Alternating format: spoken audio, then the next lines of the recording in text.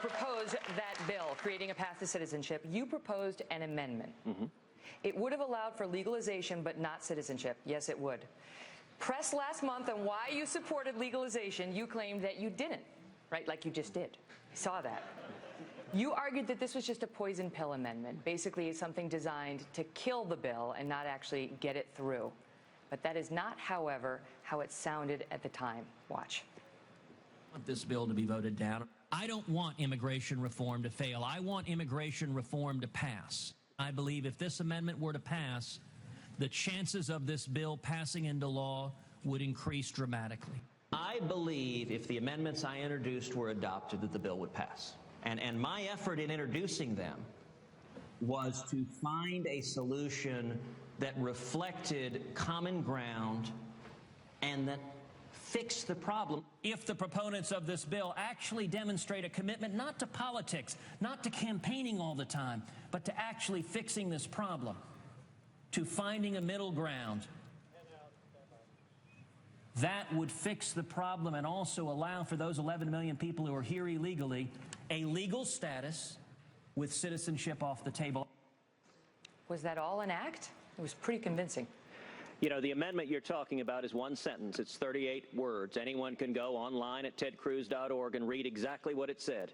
In those 38 words, it said anyone here illegally is permanently ineligible for citizenship. It didn't say a word about legalization. But the bill allowed both. The bill you were amending allowed citizenship and legalization. But, Megyn, the bill was 1,000 pages. I introduced a series of amendments, each designed to fix problems in the bill. The fact that each amendment didn't fix every problem didn't mean that I supported the rest of the bill. And I'll tell you who supported my amendment.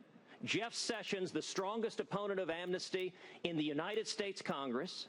And he did so because taking citizenship off the table was important, and it revealed the hypocrisy of the proponents of this bill who were looking for votes. Listen, we can solve immigration. We just heard an argument back and forth that we can't solve immigration.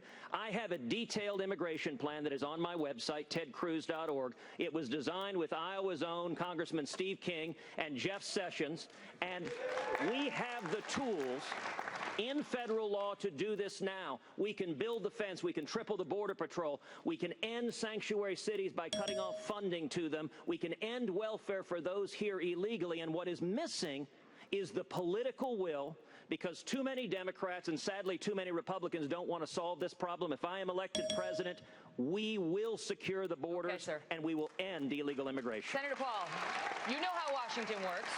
Do you buy that?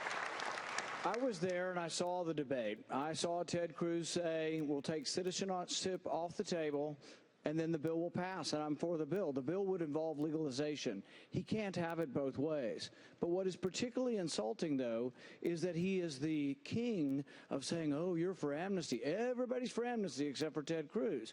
But it's a falseness, and that's an authenticity problem, that everybody he knows is not as perfect as him because we're all for amnesty. I was for legalization. I think, frankly, if you have border security, you can have legalization. So was Ted, but now he says it wasn't so. That's not true. Go ahead, sir. You know, John Adams famously said, facts are stubborn things. The facts are very, very simple. When that battle was waged, my friend Senator Rubio chose to stand with Barack Obama and Harry Reid and Chuck Schumer and support amnesty. And I stood alongside Jeff Sessions and Steve King, and we led the fight against amnesty. And if you want to know who's telling the truth, you should look and ask people like Jeff Sessions and Steve King and Rush Limbaugh and Mark Levin, all of whom say, as Jeff Sessions said, responding to these false attacks just recently in Alabama, he said if it wasn't for Ted Cruz, the Gang of Eight Rubio-Schumer bill would have passed, but because Ted stood up and helped lead the effort, millions rose up to kill it. Senator Rubio, even Chuck Schumer, your co-sponsor of that bill, agrees with Ted Cruz on this. I understand, but let me respond. I was mentioned on this in this answer, and so I'm going to respond on this way. This is the lie that Ted's campaign is built on, and Rand touched upon it, that he's the most conservative guy and everyone else is a rhino. The truth is, Ted, throughout this campaign, you've been willing to say or do anything in order to get votes. Ted, you worked for George W. Bush's campaigns. You helped design George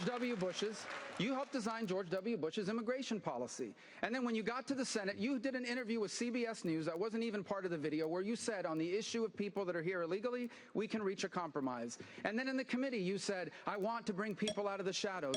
Now you want to trump Trump on immigration. But you can't. We're not going to beat Hillary Clinton with someone who's willing to say or do anything to win an election. Go ahead, Senator Cruz.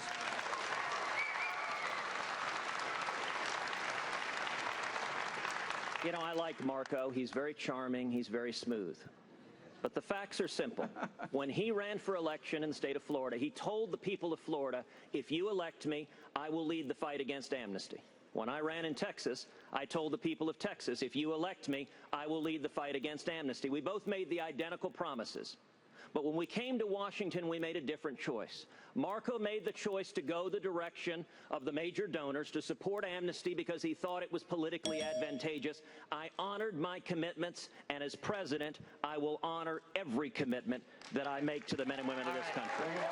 Go ahead, Governor Christie. I want to ask the people in the audience. Like, I was standing here, I watched the video of Senator Cruz. I watched the video of Senator Rubio. I heard what they said, and this is why you need to send someone from outside of Washington to Washington. I feel like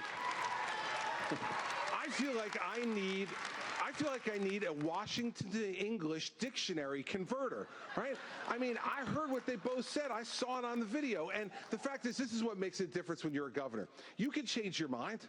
Ted could change his mind. Marco could change his mind. It's perfectly legal in this country to change your mind. But when you're a governor, you have to admit it. You can't hide behind parliamentary tricks. That's the difference, and that's the kind of leader we need in the White House. Stop the Washington Bull, and let's get things done. All right.